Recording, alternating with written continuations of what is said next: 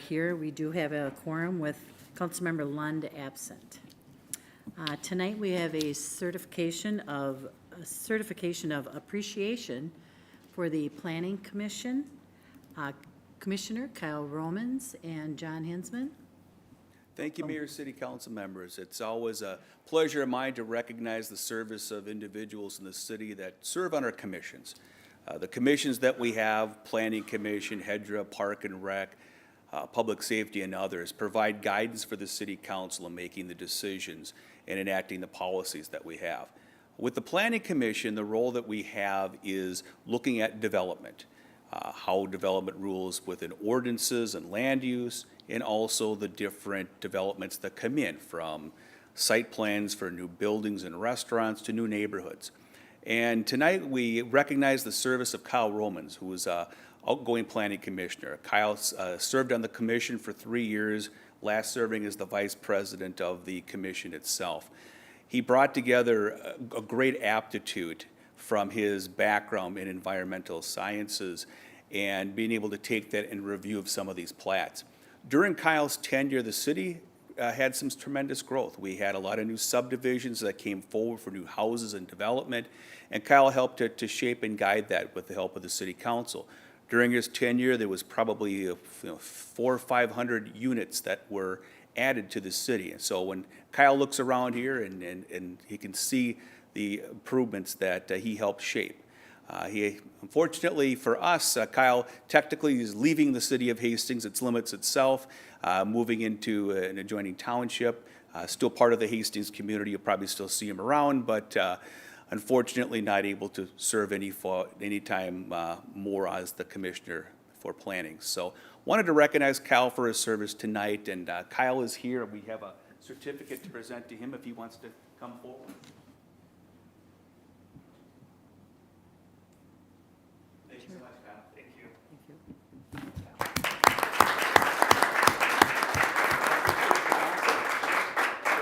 Picture with the Sure, yes. May I get a picture of you? Commissioner Romens. One more time.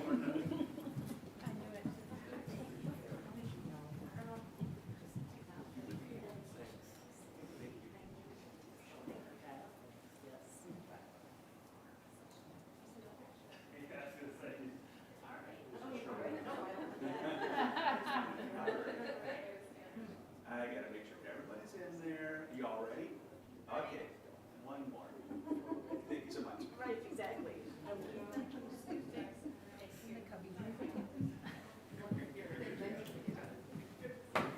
You got hiding. He's got that down.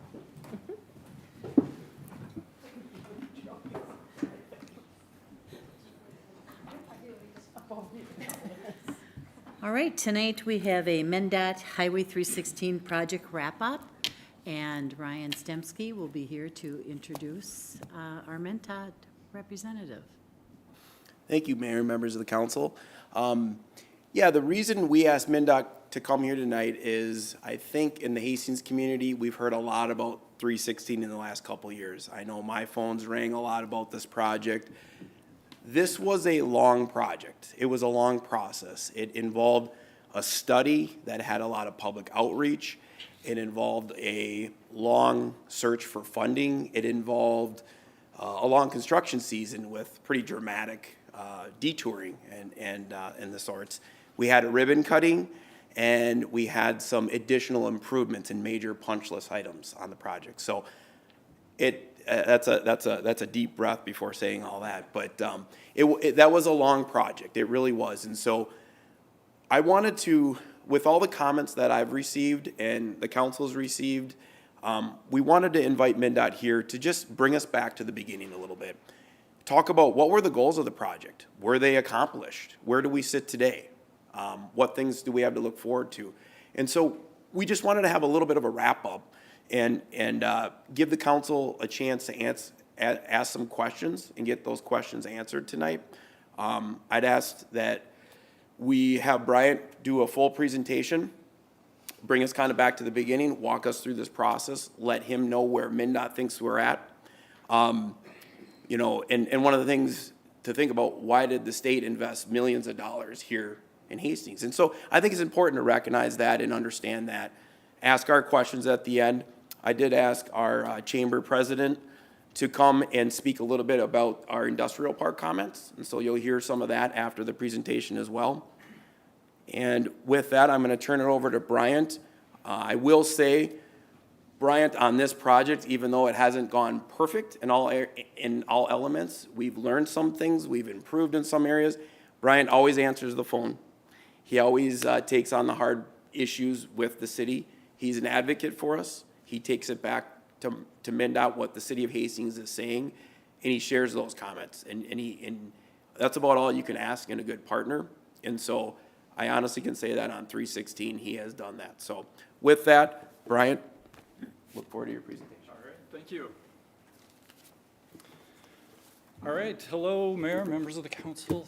Thank you for giving me the opportunity to speak to you. I'm Bryant Fisek. I'm the MnDOT Metro District South Area Engineer, so representing mainly Dakota County and, as that extension, the city of Hastings. And I really appreciate the opportunity to come back to you and speak about this project. And I'm just going to, cut to the chase. At least from MnDOT's point of view, we do think it's a successful project. I mean, just right off the bat, I will say, I'm happy with where it's at. I'm happy with how it's, bumps along the road. Obviously, I can confirm that my phone did ring lots of times as well. I talked to many of you. I talked to residents. But we're at the end here, and I'm happy with where we are at. So the first thing I have for you is just a quick video here, side by side. It'll take about a minute or so, sped up video.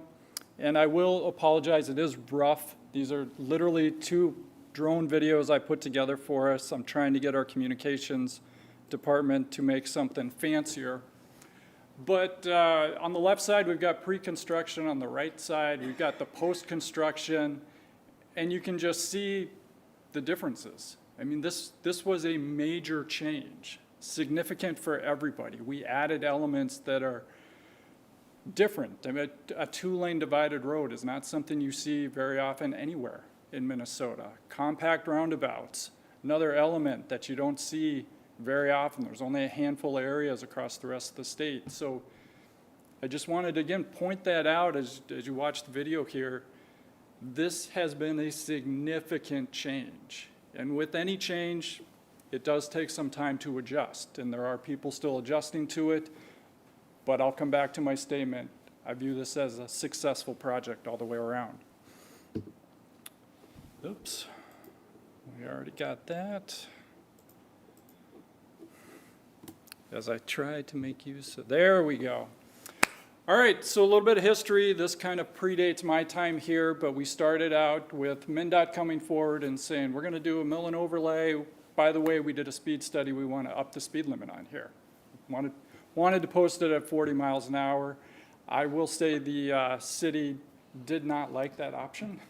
Came back to MnDOT, said, no, we need to do something different.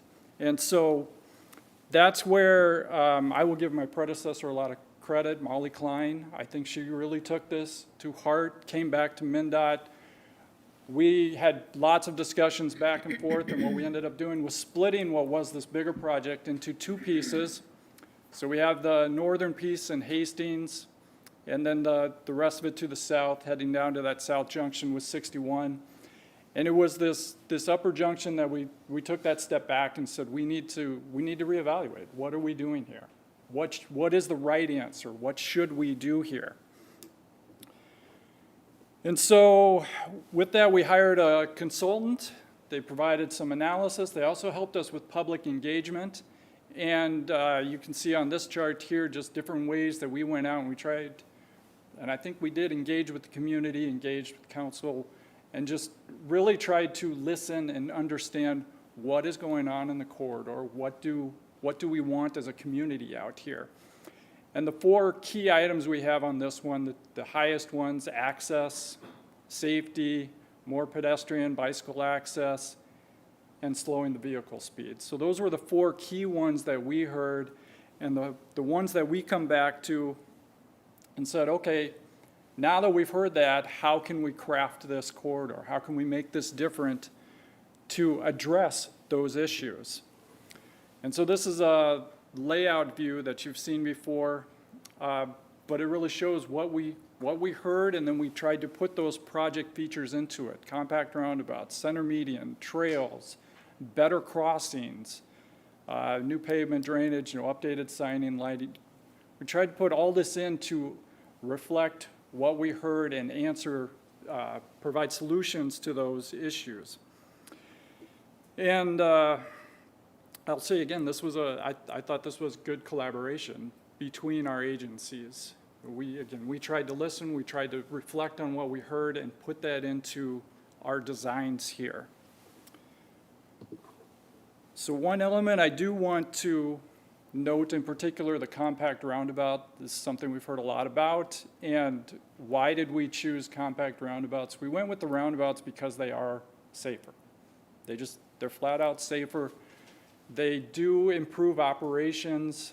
They slow speeds. I mean, there's elements, whether it's a compact or a regular roundabout, they do provide those benefits, and that is a major reason why we have them on this corridor. Another reason we went with compact, and you can kind of see it here, we have the outlines of some of the buildings in there, but it's the size, and we wanted to make sure we minimized, if not eliminated, the taking of property. I mean, that was a key aspect on this corridor, and that's a key reason for the compact roundabouts.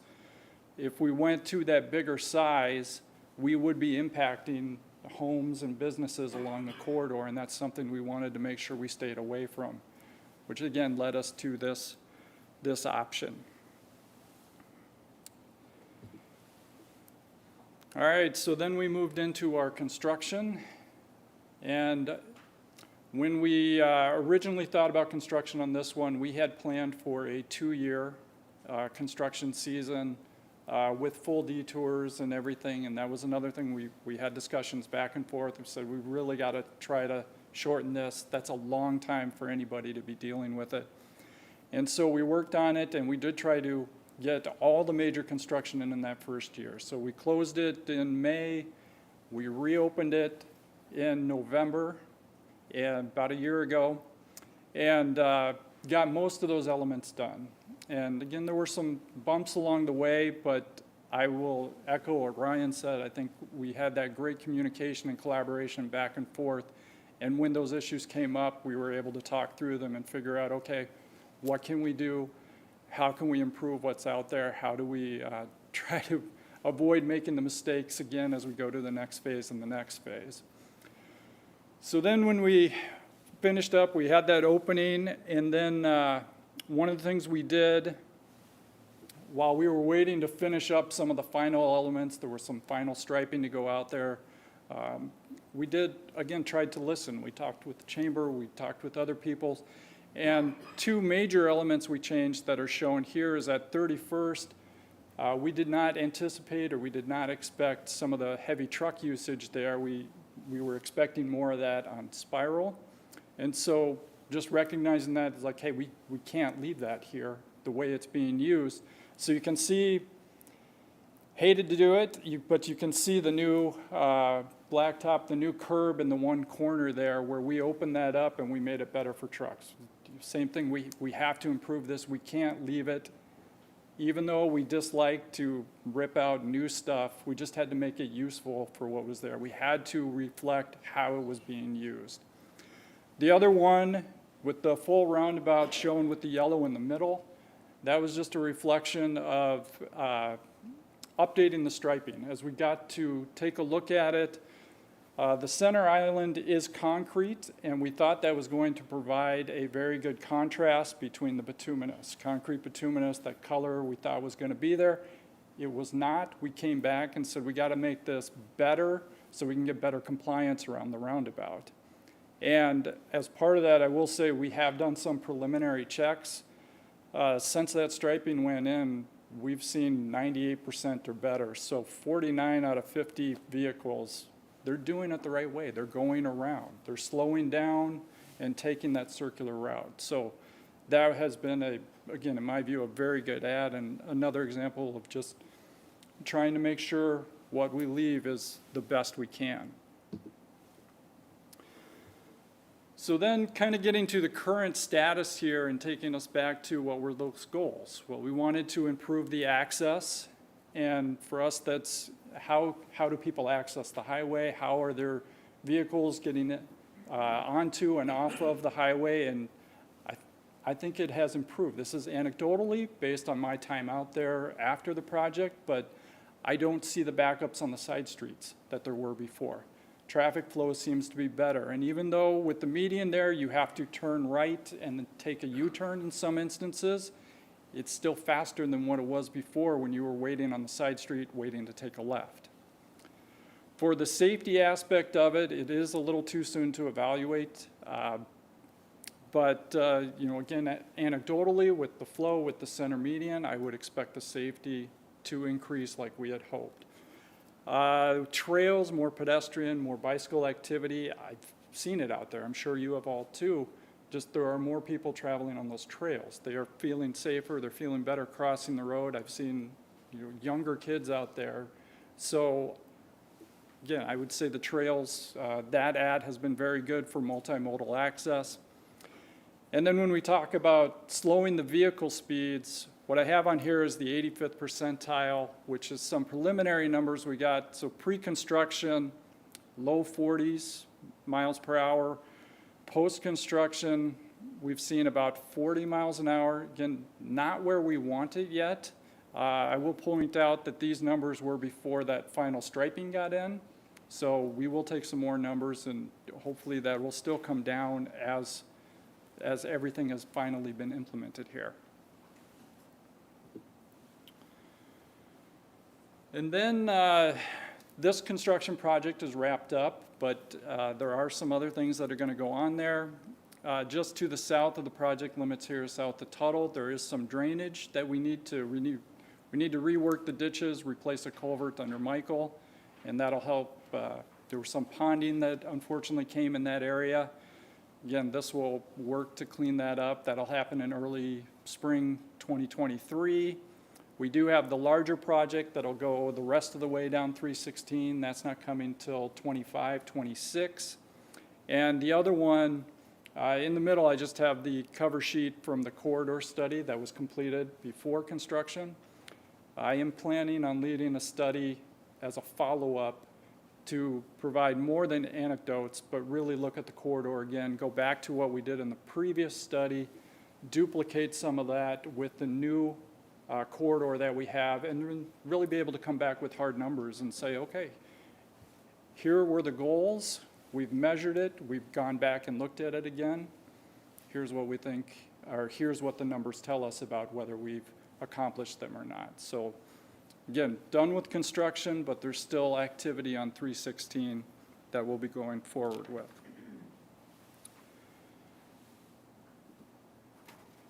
And I think with that, those were the quick elements that I had. I think we're just going to have Christie step up.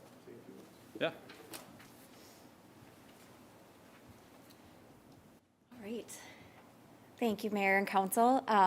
So like Brian had mentioned, the chamber came along a little bit later in the planning process. So typically when it comes to infrastructure planning, we're a pro-growth organization. So we're going to support infrastructure projects that are going to improve our community. I think, and our role is really to make sure that our businesses have the information, that they know of the opportunities to provide feedback, and to ensure that they are showing up to those public meetings and providing that feedback. We got a little bit more involved with this project when we heard from some of our industrial park business owners that said, I'm just really concerned about the mini roundabouts because they're very new to Minnesota. And we're concerned about our semi-trucks getting in and out with ease and the load shifting, going up and over, because you cannot go around these roundabouts without going up and over the lip.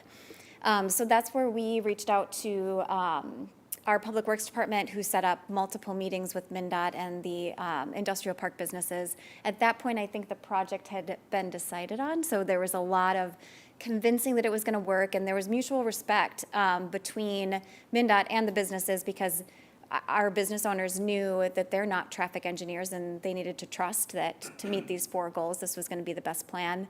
And I think MnDOT really wanted that feedback along the way once construction started. So we had multiple meetings, the plan stayed, and then once it was released, we heard from our chamber members that some of the challenges they were concerned about came to fruition. And so what we did is we worked with a local trucking company, Solid Staging. Jeremy Koshik is the owner, and he and I went out, and he had a drone, he had a video. We took videos. And MnDOT was very willing to look at these videos, to see where the challenge points were. And then we came up with, I think, 6 areas that could really use improvement to make sure that our truck traffic was getting in with ease, it was safe, it was safely being accessed, and that they weren't having to continue to replace tires and equipment, which they were having to do on a weekly basis. So MnDOT they were successful in doing that, and that's what that second phase was. We called out the 31st Street that needed to be widened, and I think that they did more than what we had even asked for. And then we called out the concrete being colored, because that was something, the example that we had been given was from St. James. I think that's the only other community in the state, correct me if I'm wrong, that has the mini roundabouts. Okay, so that was the example that we were given, and during that process, I will, to MnDOT's credit, say that they gave us all of the contact information at St. James. So I reached out to a few trucking companies there, and their feedback was, it's better than what we thought it was going to be. However, we needed to stay engaged throughout the whole time because it's so new to Minnesota. So they made adjustments in St. James, like the height of the lip and coloring the concrete and all of that. So at the end of the day, I will say that MnDOT was a good partner, and I think if there's anything that we as a community can learn from this experience, it's that communication is key, and to make sure that we are communicating to our residents and to our businesses, over-communicating, I would say. And then also just knowing that feedback is important, and that it seems that we do have a good partner in MnDOT, and if we can provide them with examples of where we feel improvements are reasonable, it seems like they were willing to listen. So that's my ramble, but I'm happy to answer any questions. Thank you, Christy. Discussion, Councilmember Vaughn. Thank you, Your Honor. This question is for Brian. You were correct. One of the number one, almost the only call I ever took, or a lot of calls, was about safety. And that's why I think it was important to do that. But we built a community around a state highway, and we have some county roads. So my question to you is, your words, avoiding mistakes. How do we build the future of Hastings so we don't run into, we literally had residential streets going onto a state highway. That's probably not ideal, probably what you don't want to see. Are we making the right steps as you got out by Tuttle, where you actually went one entrance into a neighborhood mentality, or should we just keep residential off of a state highway and use commercial? I don't need the answer today. I'm kind of saying it for the future of, as we build up Hastings, we have a lot of state and county roads through our community, and it seems to create a little bit of anxiety because it's not 1950 anymore, where we used to just be this humble little town we would pull out, no big deal. Today, I think we're moving a lot of traffic through here, and I think we need to find, maybe it's our comprehensive plan that's going to talk more to, if we're going to build around a state or a county road, we need to do this, or we need to have this more in our attention. So I don't need an answer. I just want to bring it to your attention that I think we are building around state highways, and I hope that we don't make mistakes in the future so we don't have to adjust. To somewhat answer the question, I will say we're always trying to learn and we're always trying to get better. I mean, we deal with multimodal now where we didn't 20, 30 years ago. So we're constantly trying to get better at what we do. But more to the point of your question, what I would say is feel free to lean on us. I can help arrange meetings with our traffic engineers, with our planning department. As this stuff comes up, we're more than happy to meet with you and discuss and give you our thoughts. And again, as we have done on this project, try to move forward together and collaborate and figure out what's best for both agencies. Councilmember Vaughn. Councilmember Fulch. Thank you, Your Honor. Thank you, Brian, for the overview. I was really anxious about the results of the project, and I did take the time in August to go door to door and talk to many of the residents that were along the corridor there. And so most folks were happy about the improvements because they themselves, understood that it was a lot safer, going along the neighborhood and such. And I'm super happy that you took the time to paint the roundabouts, because I heard a lot of the residents complain about how just regular passenger vehicles were passing straight through the roundabout rather than taking the time to go around it as intended. And so I hope that you continue to monitor that situation. You would hope that the painting would get folks to comply with the law, but it seems that there's some individuals out there, that see fit, to continue going straight through it. I've had folks tell me that they've had the worst near misses because they were anticipating that they themselves were gonna go around and then somebody just goes straight through. And so I'm anxious to see what the accident, the crash data looks like, after it's been in place for a couple of years, because, the whole purpose of the roundabouts is that actually statistically crashes go up, but they are just fender bender, property damage only crashes for the most part. But I think what's unique about this is that these individuals who are cutting straight through, they pose such a significant threat that you're having a very strange, perhaps T-bone kind of impact again, depending on where folks are going through. And so I'm just anxious about that. And so I would just hope that we continue to monitor that, our law enforcement. I know that, you get better compliance when you have a cop car sitting there, but if there's anything that we can do to be creative to monitor for that situation, and I don't know what more it is that you could do, other than putting rumble strips or something, down the middle to get folks not to drive through if they're not a commercial vehicle. I would love to see when the 316 is complete and it's fully open again, all the way down, again to Highway 61 on the southern edge. Just to have an update on also the commercial vehicle counts as they're going through, because we're really hoping that was one of the things that the roundabouts would do, is discourage folks from coming down 316 and going through the residential neighborhoods. I've heard some folks grumble about on the Wisconsin side that they're actually seeing increased commercial activity going on the other side of the river as a result, and I'm not sure if that's because of the construction that's going on 316 right now. But that's okay with me if commercial vehicles want to stick on the Wisconsin side of the road. So I hope to see you, come back maybe in a year or so and provide, an update so that folks really have a thorough understanding of all the benefits. Because, change is hard and it's stressful. And so thank you for being patient. And I agree that you and Molly have done a really wonderful job, as Brian had indicated, of listening and trying your best to make accommodations, not only for the business community, but also for residents as they've had requests, such as I had passed on to Ryan. One of the other issues that I was hearing about was the quality of the grass that was put down in the ditches, that there was a lot of weeds and that was out of control. So thanks for asking the contractor to go back through and put through another weed killer application and such. And so that all helps a lot with calming the anxiety of the residents along the way. So thanks again. Yeah, thank you. Councilmember Lightfoot. Thanks, Your Honor. I think part of it too, Bryant, is a learning curve.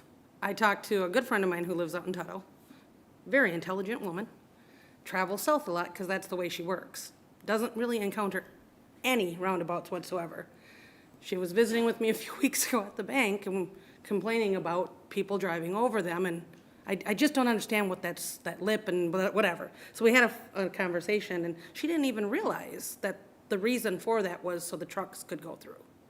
She didn't understand the purpose behind it. I explained it, and she's like, I know I'm not the only one who doesn't know this.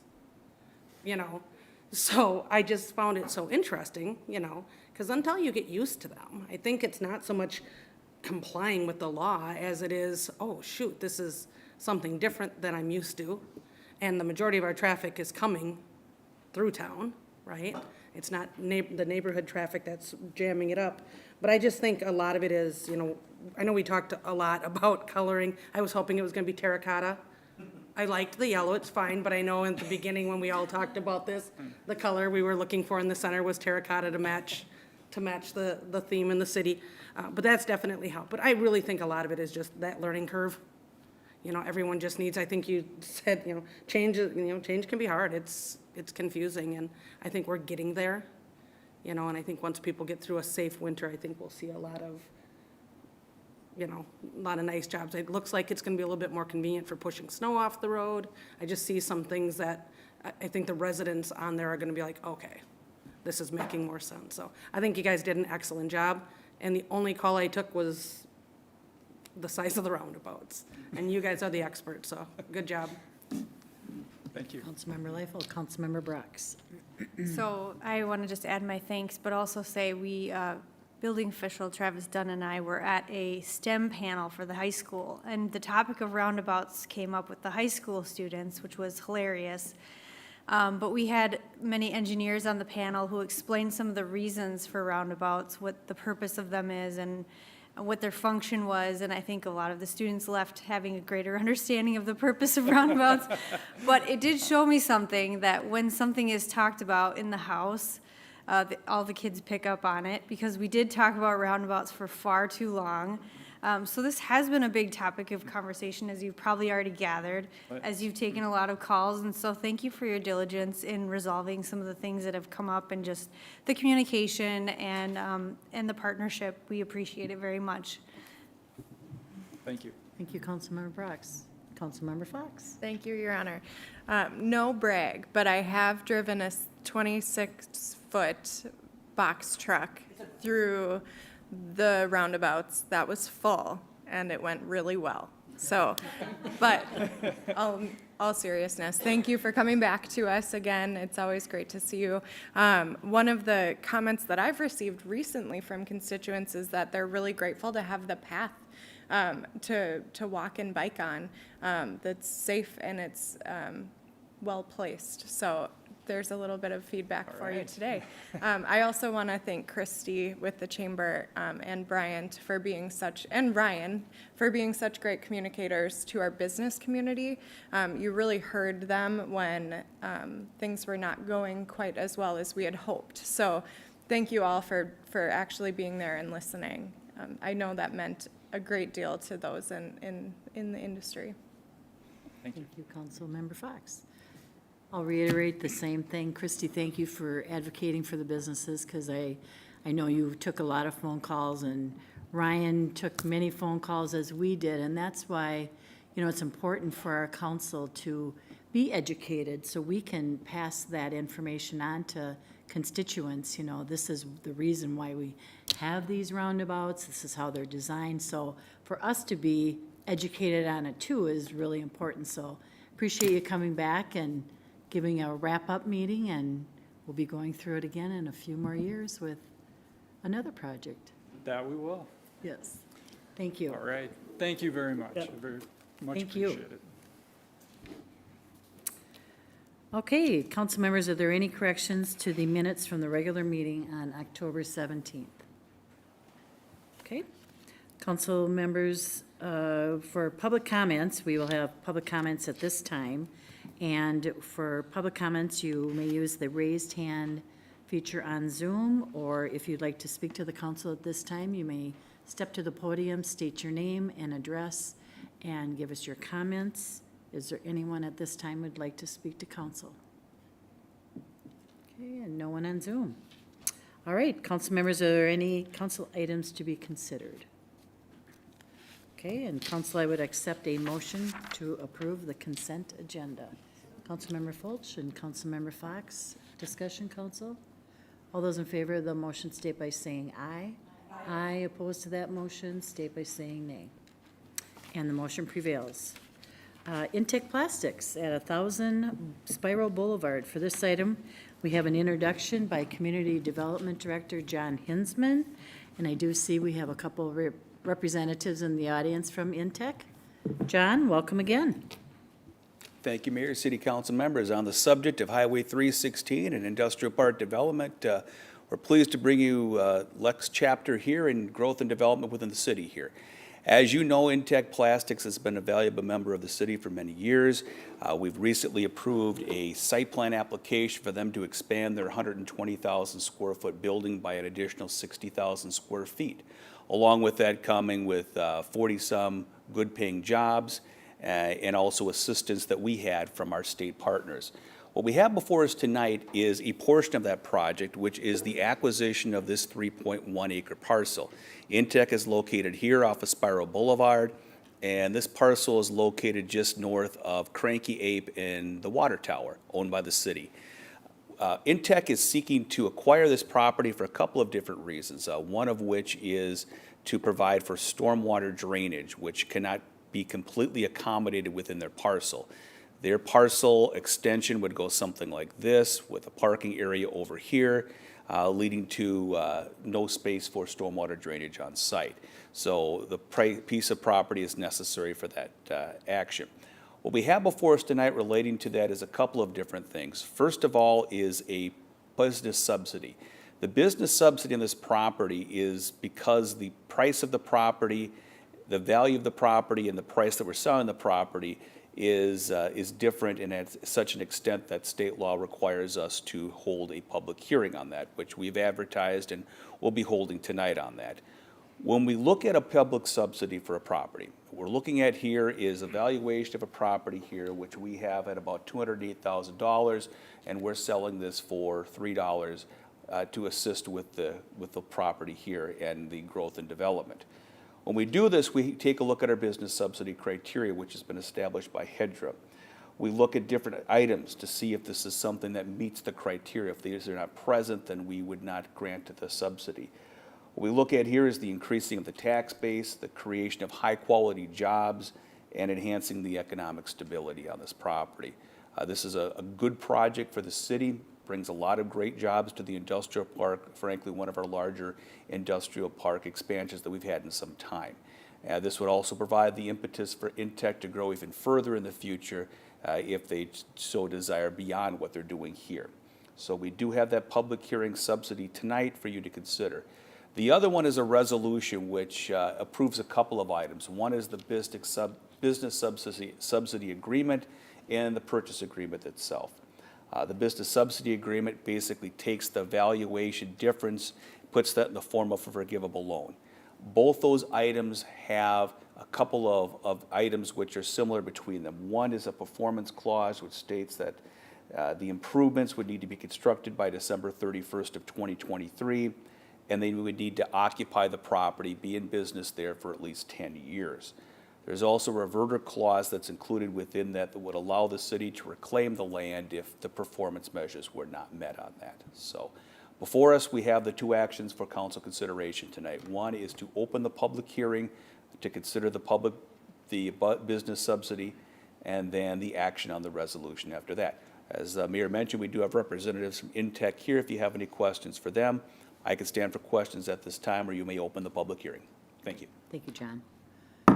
At this time, I'll open the public hearing. Is there anyone in the audience that would like to speak to us on the Intek project? Is there anyone on Zoom?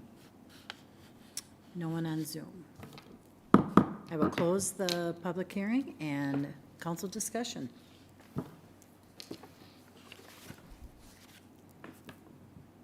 Any questions, council? Okay, if not, then I would accept a motion to approve a resolution approving the sale of property to Intek Plastics LLC for stormwater improvements and approving the related purchase agreement and business subsidy agreement. Councilmember Leifeld, or I'm sorry, Councilmember Fulch and Councilmember Fox. Any discussion, council? Okay, all those in favor of the motion state by saying aye. Aye, opposed to that motion, state by saying nay.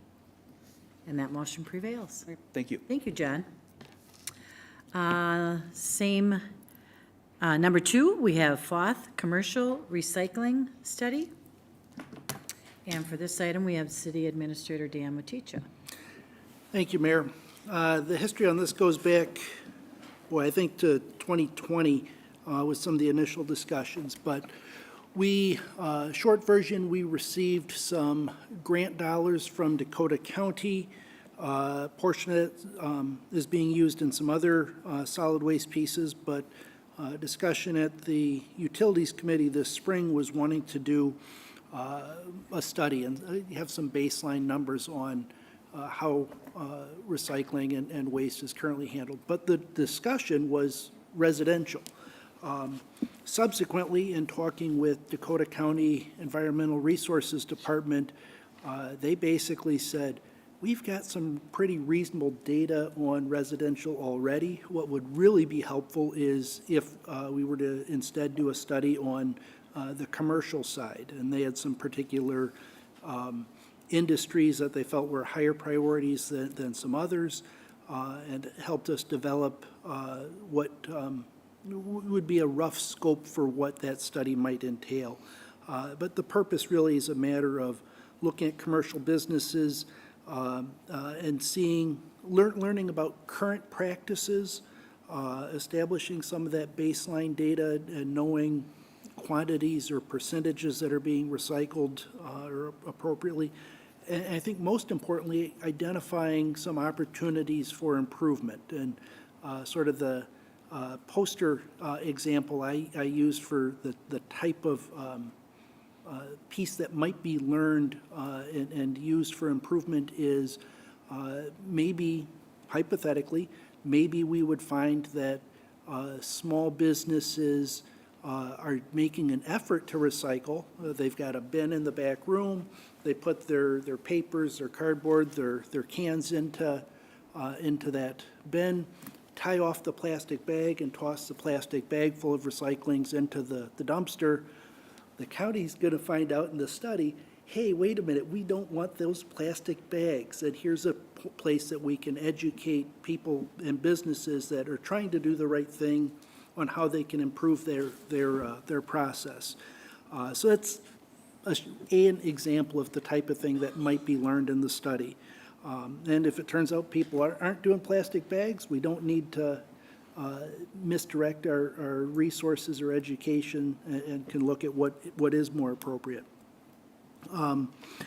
Anyways, took that rough outline of what the study would entail, talked with several consulting firms based off of their responsiveness, the timelines they would look at. I'm recommending that we work with Foth Infrastructure and Environment. Their proposal is set as a not to exceed $50,000, so it is within budget. The other piece that I think is important to note is the county grant dollars do have a December 31st, 22, so coming up in a month and a half here deadline. The county's acknowledged, and one, I think they're just excited about the study, but they've acknowledged that this timeline would complete in '23, but if we're getting a firm under contract and starting the project here in late '22, they're okay with that time frame. With that, I can certainly take any questions. Thank you. Thank you, Dan. Any questions, council? Councilmember Fulch. Thank you, Your Honor. This study was actually something that I had requested that we bring forward, and I'm excited to see that it has evolved into being something that can help the commercial businesses within the community. At first, I had thought it made a lot of sense to do residential, and I'm surprised to hear that the county actually does have good data already on Hastings. It all ties back to the county's plan. They have a master plan for the county and how they want to move forward, and one of the major goals is to substantially increase recycling and diversion from materials going into landfills. And so that's, you don't know if you're moving in the right direction if you don't have benchmark metrics first. And so that's why I was hoping that we could use the incentive grant funds that we had received from Dakota County for this purpose so that we can track our progress into the future. And so just the one thing that as I was reading it over, I was just really hoping that there would be some emphasis a little bit more placed on organics and potential for, into the future, if there could be any use for, that. I know Dakota County, that's on their radar, and they've been trying to have some residential voluntary composting done, but I was really hoping that if that's some feedback that you could bring back as that piece of how it is that we could work with businesses to do better in organics composting as well. So thank you, Dan. I think it's really exciting, and thanks for moving that forward, and thanks to the county for their partnership in making these, it was $145,000, if I remember correctly, for the city of Hastings to use for our best practices in solid waste management in partnership with Tennis Sanitation. And so I was hoping that we would continue to see that incentive funding into the future. But, besides being able to do this comp study, we're also using it to purchase new trash bins for the downtown area that have compactors built into them. And so it'll be a nice provision for the downtown and increasing in tourism and such. So thanks. Thank you, Councilmember Fulch. Any other discussion, council? Okay, I would accept a motion to approve the master agreement and project agreement for services for Foth Infrastructure and Environment to conduct a 22-23 commercial waste characterization study. Councilmember Fulch? Councilmember Brox? Additional discussion, council? All those in favor of the motion state by saying aye.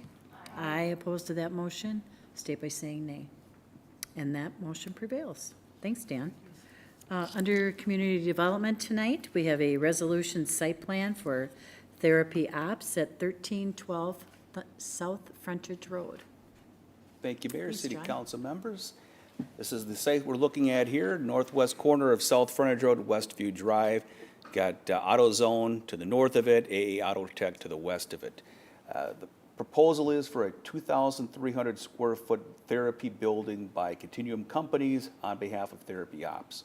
It would be located here. We had our planning commission review this on October 24th. They did recommend approval on this in a 6-0 vote. Very limited discussion. No one spoke for or against the item during the meeting.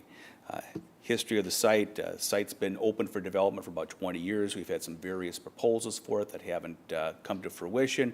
We're pleased to see something come forward here. So internalized, the site would be connecting through internal accesses that have been planned over the last 20 years. Buildings located something like this. Landscaping around the building. And this is kind of what the building would look like itself. So we're pleased to see this come forward here, and can stand for any questions that you might have. Thank you, John. Any discussion, council? Okay, no discussion? I accept a motion then to approve a resolution of the City Council of City of Hastings granting site plan approval at 1312 South Frontage Road. Councilmember Liefeld and Councilmember Fox. New discussion, council? All those in favor of the motion state by saying aye. Aye. Opposed to that motion, state by saying nay. Okay, that motion prevails. Thank you. Thank you, John. Under administration, we have Fire Relief Association, a resolution opting to join the statewide volunteer firefighter plan. Dan, you may begin. Thank you, Mayor. Although there's a single resolution, there's actually two pieces that make up that resolution. One is the financial management of the pension plan for our on-call firefighters, and the other is the benefit level for that pension. Back in February, the Fire Relief Association, at their annual meeting, they had discussion with the financial advisor that they've used for many years for handling the investments of that pension fund, Colleen Hartman, and she advised that she will be retiring and that they would need to figure out a different way to handle their financial investments and advice for that. And quite frankly, the discussion at the time was looking at joining the statewide pension fund and handing that administration over to the state. In the meantime, it sat for a little bit because there were some changes going through the legislature that are behind the scenes and don't quite impact what's before us, but it's part of why we're months later before we're seeing something that was discussed in February. Anyways, the recommendation from the Relief Association stands, that they think that they would be well represented having the funds administered at the state level. That does mean some changes to the plan design, mostly around the vesting period, also looking at full years rather than prorated years for months of service or partial years. It does have some other pieces with firefighters in a similar plan at another city that might relocate here and join this one. There's some portability that fits well. But essentially, it's a matter of having sound professional management and, quite frankly, less expensive and some less paperwork than we've had handling it independently ourselves or working with our own advisor. So the first part is that administration piece. The second piece is the amount of the defined benefit pension, which currently is at $7,000 per year of service. The recommendation is to raise it to $11,000 per year. And that really comes from a couple of meetings that the Finance Committee had the past few weeks. And the math behind it, I should have prepped and shown this on a chart. Essentially, if you look at the increase year over year of potential payout, whether it's a matter of everybody's a year older and so there's another year of service, whether it's a matter of increasing some number of eligible firefighters, there's an increased potential payout. That gets compared to, or can be compared to, and really that's what the Finance Committee came down to, can be compared to what we anticipate for annual financial assistance from the state of Minnesota. We get money by statute that is to be used for firefighter pension, and essentially trying to get those two numbers, the increased amount of potential payment by the city, as well as the amount of state aid, trying to get those in balance and similar to each other. And mathematically, that's where the $11,000 figure comes from. The piece to it is, if we were low, if we currently at 7,000, if we kept it at 7 or increased it to $8,000 and said we're good, we wouldn't be fully utilizing that state aid for pension. We'd be using it to build that bank account. And really, the question is, it's not required, but is that the intent of that aid, to build bank or to be using it for pension? And similarly, if we went over, instead of 11,000, if we said, let's do 12 or 13,000, in that case, it puts the city at risk that if the investments don't pan out, well, then we're going to come up short because the state aid wasn't enough to cover that potential payout. So really, that's trying to get them in balance. The Finance Committee very much liked having a benchmark to work towards. It answers questions for future years, whether it's a year from now or 2 or 3 years from now. Hey, here's what we try to match to. It isn't just a matter of what are people's comfort level for a funding decision. So that's the two parts that make up that resolution, setting that benefit level at $11,000 per year of service, and also very important, joining the statewide plan. With that, I can certainly take any questions. Thank you. Thank you, Dan. Council, any discussion? Councilmember Fulch? Thank you, Your Honor. I was on the Finance Committee as well that had the conversations. We met twice.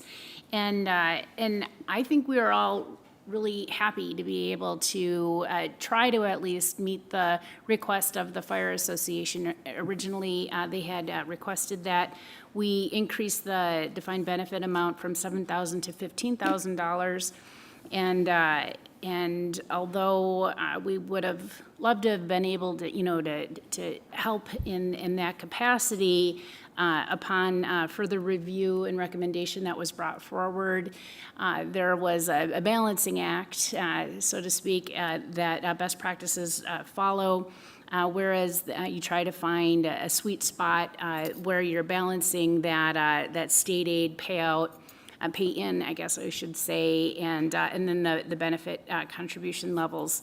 And so we're hoping that the $11,000, the increase from $7,000 to $11,000, hopefully, helps a great deal.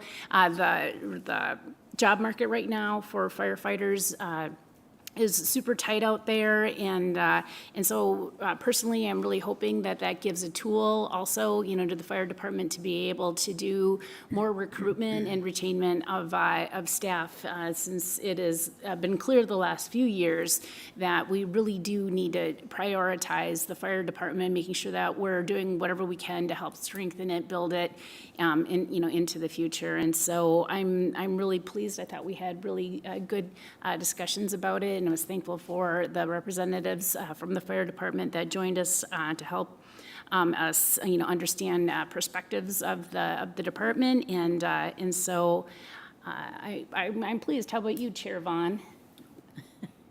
Thank you, Your Honor. Thank you. I think it's all been well covered, and I think it's one tool that we can assist these volunteers to help our paid-on-call to serve the community. We still got to do more. We hope this helps recruit to get some colleagues so they don't have to stress them out so much. But what I really like to hear from the moving to the para to take care of their for this part of their retirement fund was I like to hear that their leadership said they're going to still continue what they do for the community. They're going to start a nonprofit. They'll still have their fundraisers. They'll still do scholarships. So they're still going to do their relief good work that they do in the community, not only taking care of us as residents, but the give back to the community. That's going to continue, and that was really important to hear from their leadership that that will continue. So appreciate everything you guys do. Please pass it on to your colleagues. And with that, Your Honor, I'm going to make a motion to approve what's in front of us. Thank you. Thank you, Councilmember Vaughn. I'll second. And a second with Councilmember Fulch. Additional discussion? Councilmember Brox. I have one question, and this is just because I was involved in some of the previous conversations around the pension plan, and one thing that was always up for discussion and seemed to be a point of angst was who the guarantor was of the liabilities of the fund. So does that mean that in switching this to para is the guarantor, or is the city still the guarantor of those liabilities? Go ahead, Councilmember Vaughn. Councilor Brox, it is still the cities, but I think what was important on the committee's standpoint was to have that benchmark. Knowing that this number can go up, but it can't go down, but working with their leadership, we knew that's why we came to that number 11,000. The numbers are getting that benchmark, and we'll be able to evaluate it. It's going to be easier on the next finance committee if we stay with these benchmarks, because we can watch how the state aid comes in and make sure it comes to that benchmark level so we can make decisions. But ultimately, yeah, it's a benefit that we as a city try to help these volunteers get to that level. There is a little bit of a liability here, but we think we got the benchmark figured out that we don't have to worry and have those stressful meetings that we always had on the ask. So Okay. we think we have set it up for the future for the next finance committee to make it a fairly simple decision. Thank you for that explanation. Thank you, Councilmember Brox. Well, I want to thank Councilmember Fox and Councilmember Fulch and Vaughn for, I think you had a couple meetings to discuss this, and I think it's important to our fire relief too, so thank you. There's a motion on the table. All those in favor of the motion, state by saying aye. Aye. Aye, opposed to that motion, state by saying nay. And that motion prevails. Okay, council, any announcements? No, I have a few. City offices will be closed Friday, November 11th, in recognition of Veterans Day. Veterans Day dinner at the VFW Saturday night, November 12th. 5 to 6 is social, 6 o'clock is dinner, and 7 o'clock is the program. If you're looking for ways to give back to the community this holiday season, the Hastings Police Department is a now drop site for the 75th Toys for Tots campaign. Through December 18th, during regular business hours, the police department will be collecting brand-new unwrapped toys such as books, board games, arts and craft projects, and gifts for children for all the Twin Cities. We have a 2-series part fentanyl poisoning and Why I Should Care series. The first date is 11/10, and the second date is 12/1, and that is being held at Our Savior's Church at 6:30 p.m. There is more on the United Way website or Facebook page. There is a town hall discussion. Tony Jurgens will be hosting on homeless, and this will be Wednesday, November 16th, 7 to 8:30 here at City Hall, and it is live streamed on HCTV. The panel would consist of Hastings PD, Hastings Family Services, Allied Supportive Services, and Dakota County Sheriff Department. Meetings coming forward. Wednesday, November 9th, 6 p.m., Arts Task Force. Thursday, November 10th, 6 p.m., HEDRA. Monday, November 14th, 7 p.m., Planning Commission. Tuesday, November 15th, 7 p.m., Heritage Preservation Commission. Thursday, November 19th, 6:30, Public Safety Advisory Commission. And Monday, November 21st, 7 p.m., regular City Council meeting. I would accept a motion to adjourn. Nobody wants to adjourn. Councilmember Fulch and Councilmember Brox. No, I just wanted to add one last thing. Oh, sure. That tomorrow's Election Day. We forgot to talk about that. Is it? Let's just make sure we remind folks to get out to vote.